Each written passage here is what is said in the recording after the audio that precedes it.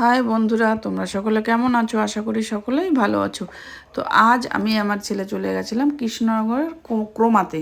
তো ওখানে গিয়ে আমরা অ্যাকচুয়ালি গেছিলাম একটা ল্যাপটপ কেনার উদ্দেশ্যে। তো যাবার পরে ওর কোনো ল্যাপটপই পছন্দ হয় না। দেখো, তারপরে ওর এটা ড্রিমস, ও এটাতেই আটকে আছে, এটাই নেবে। তো যাই হোক, নেওয়ার পরে দেখো কি খুশি, কি খুশি, ওর খুশি তো ভীষণই খুশি। ও তো ভাবতেই পারেনি যে মা এটা আমাকে কিনেই দেবে। তো যাই হোক, ও ওপেন করেছে ওখানে। ওরা বলল যে তুমি ওপেন করো। তো ও তো এমনিই বলে গেছিলো মা আমি যাই কিনবো ওপেন করব।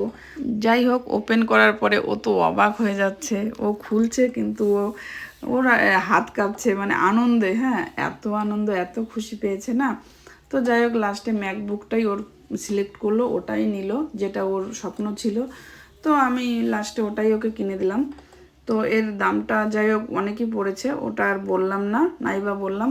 তো তোমরা বন্ধুরা বলো এটা কেমন হয়েছে। হ্যাঁ, কমেন্ট করো প্লিজ, জানিও আমাকে অন্তত কেমন হয়েছে।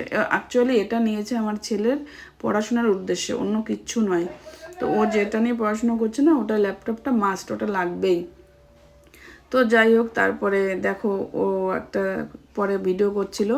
তারপরে আমরা একটা গিফট পেলাম। গিফটটা হচ্ছে এই ব্লুটুথটা। এটা গিফট হিসাবে আমাদের দিল। দেওয়ার পরে আমরা লাস্টে নিয়ে কি করব, বাড়ি চলে আসলাম। টাটা।